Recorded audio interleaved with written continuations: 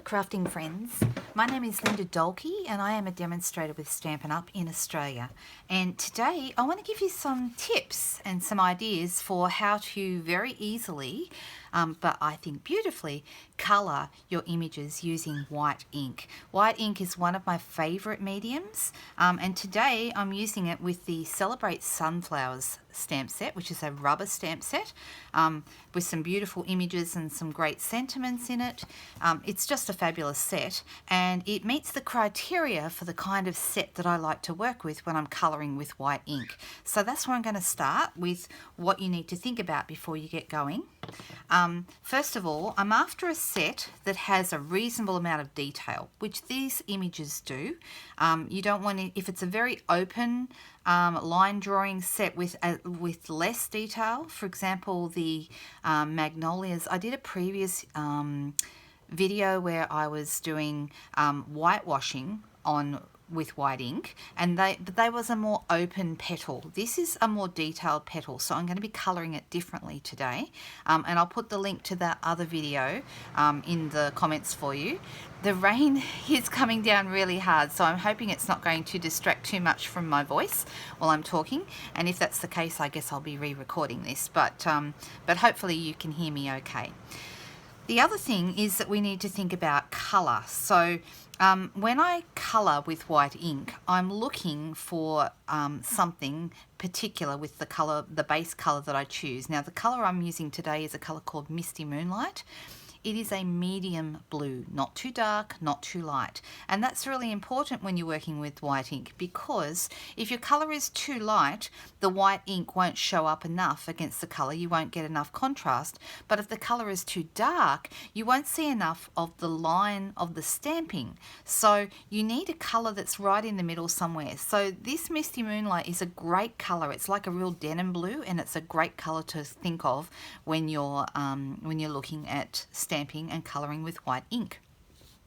There are other colours that work quite well, but you're looking for medium colours. Medium. We've got the new Just Jade is another medium colour that would work really, really well, and lots of other colours that are in our Regals, and also in some in our Brights as well. Most of the colours in the Subtles range are probably a little on the light side, except there's a couple of darker colours in there like Highland Heather. That's a medium colour that works really well as well. So let me work today with the Misty Moonlight, and you'll see as I'm working with it why the medium colour is so important. Okay, so I've already got a couple of my stamps set up here on the blocks. I've got the big sunflower. You can see I've stamped the big one, the smaller one, and then some leaves as well, and then we've got our sentiment here across the middle, which I've got set up on the block already. Here's my pieces. We're going to start with this is half a sheet. Now I'm in Australia, so I'm using metric. This is half a sheet of A4, which means you're cutting it exactly in half at the 14.8 centimetre mark. If you're in the US and you use letter cardstock, that's a little bit of a different measurement. You're going to have, this is how yours will look. Obviously I'm just using a template here, but your white piece at the bottom will measure 5.5 by 8.5, okay, and then you'll be folding that in half, and that gives you your card base. So I'm going to fold my Whisper white piece here in half, and I'm also going to use a bone folder over the edge, which is important because that gives you a nice flat base to work with and a really lovely firm crease. So it sits lovely when you use a bone folder over your edges. Alright, then I've got my piece of cardstock. This is the Misty Moonlight that we talked about before, and I'm going to be stamping. I'll set my white piece aside for now. I'm going to be coming in here with my ink. Now, ink colour is also important. You can always use the same colour ink as cardstock, and I'll show you this. With Misty Moonlight, you can choose the same colour ink. So tone on tone works really, really well. But Misty Moonlight also works really, really well tonally with Night of Navy. Now, Night of Navy is almost the same tone, but it's just darker. So you can use either of these if you have them. I prefer the Night of Navy because it's giving me a little bit more of a standout colour against my background. So let me show you both. In fact, what I might do is I might ink the big flowers up with the Night of Navy, and I'll ink up the small ones with the Misty Moonlight. So to me, this flower looks right if I have these like slightly ruffled petals at the bottom. So I'm going to, it doesn't really matter though, but you're going to give this a good old stamp. You don't need a foam mat under these because these are rubber stamps, which means you already have foam between your image and your stamp, or between your image and your block, I should say. So that works beautifully, even without a mat. And then I'm going to come in at the bottom here. So I've got one at the top, one at the bottom. Then I'm going to use my small one. I'll use the Misty Moonlight just to give you, it's not going to give us a hugely different look, but I just want to show you the difference. And if I maybe come in here, this one. See, it's not a lot different, is it? And plus this is a new ink pad, so it's also quite juicy. So that helps. All right. It doesn't really matter where you stamp these, anywhere in this open space. And I've also got some leaves.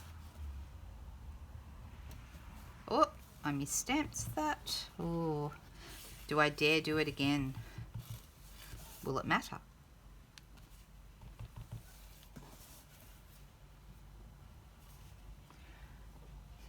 I'm deciding. Do I do it again?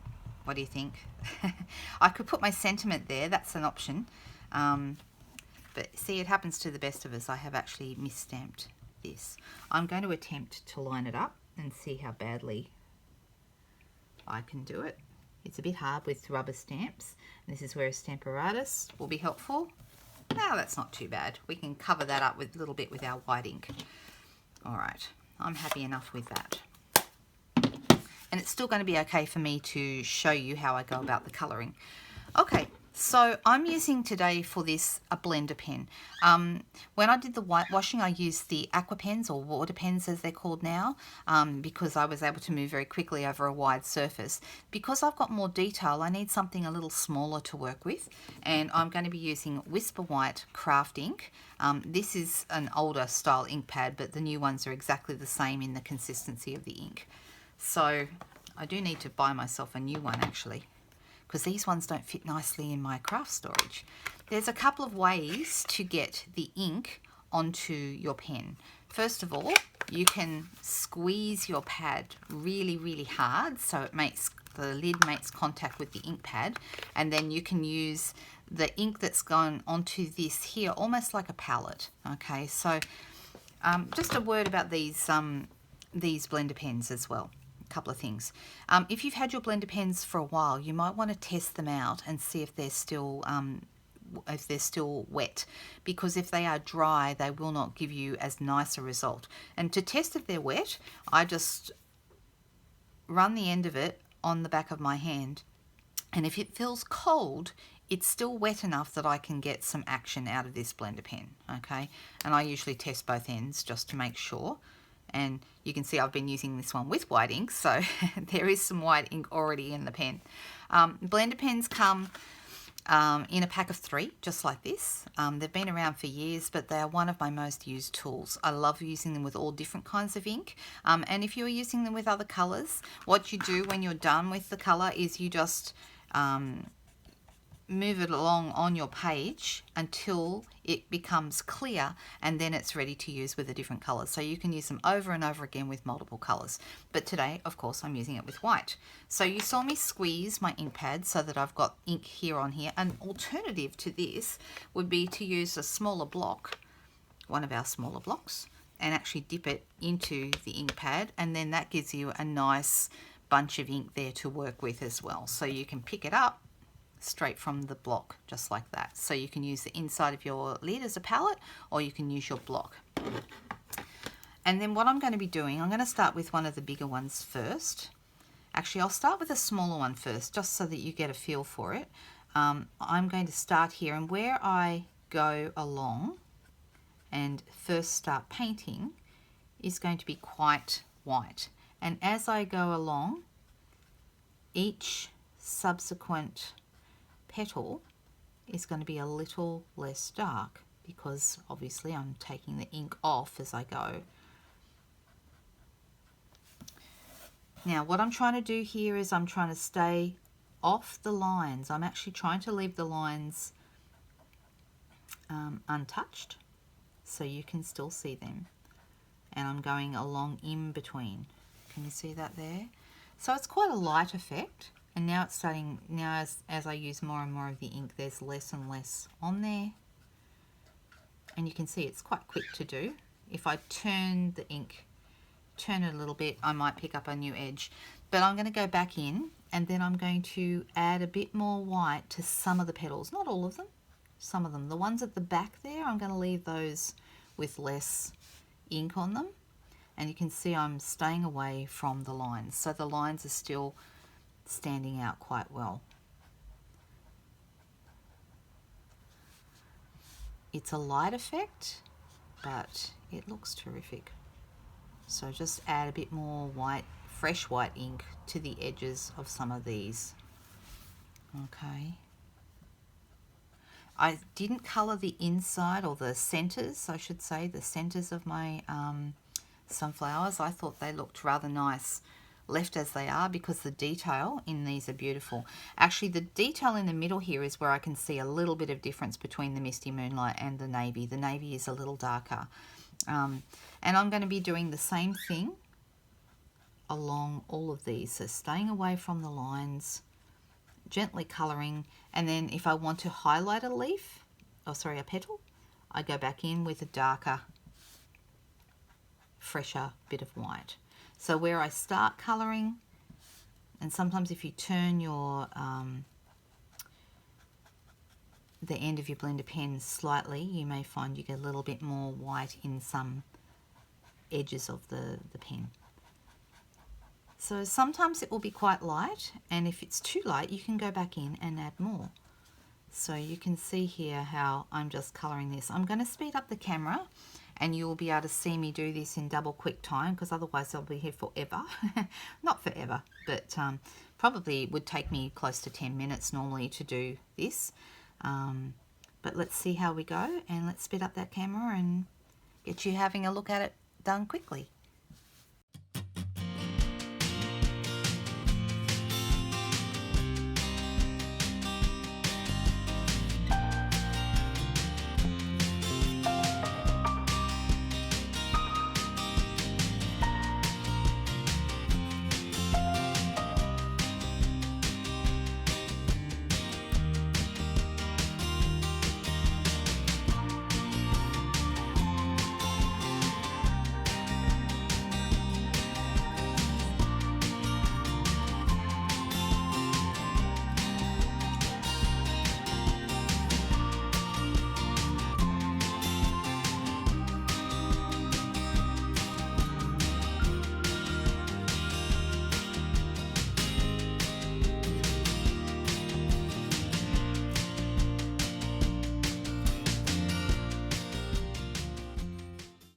Okay, so I'm just going to go back in, or you can pick it up from here like we said before, and just add a little bit more to some of the edges, because you can see that the white ink sort of has disappeared in some cases a little bit into the image.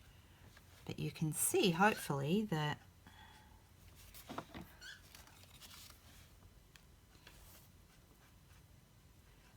it's sort of starting to take on some really lovely colour. Just very subtle. This is a really subtle technique, and I think it looks beautiful for that. I think that's actually why it's lovely. It means that you end up with a monochrome kind of a look, tone on tone, with just the white. And I can't tell you how many people love this look. It's always popular every time I do one. Like I said, the magnolias last year were one of my most viewed ever videos. So, and that was a video that I did to show how to use the whitewashing technique, which is very similar to this, just with a different tool, the aqua painters. The difference is too with that you need to emboss your images, because the water would mess with the lines of the ink if you didn't emboss it. So this one you don't have to emboss, so that side of things is a little quicker, but this side is probably a little more detailed as you work with your pen. So hopefully now you can start to see I'm getting some nice white edges.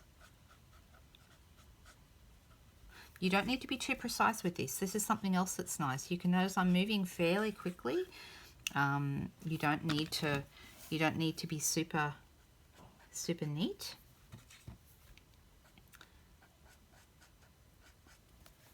I might just do another little bit here. Okay, can you start to see how nice that's looking? So I've added, by adding more white to some of the centers, and I've mostly done it on my top, the center of petals. I have done it less on the underneath ones, because the underneath ones to me are where there would be a little bit more shadow, so it makes the top one stand out and it actually gives it a real 3D feel. So I really like this look. So there you go. I'm not touching the middles. To put this card together, obviously I did all of these.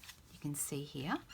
I've got a stamp. This one says "Let's Celebrate You" from the Celebrate Sunflowers set. This one here. But I'm also, this one, "Thanks a Bunch." I've popped this one on the block, and I'm going to go ahead and complete this card. I just think it's a really lovely, easy card to do, and even though it does take a little bit of time invested in colouring, I think it's well worth it. By the way, I didn't colour the leaves and I didn't colour the centres. I just did the petals and made them stand out, and I love that 3D look. I hope you enjoyed that today. I'll go ahead and finish this and pop it up on my Facebook page and my Instagram page. So if you're a part of my Instagram or Facebook pages, go check those things out there. And the other thing is, make sure you subscribe here to my channel so that you can see lots of more videos as I create them. Have a great day, guys. I hope you enjoyed the tips. Bye-bye.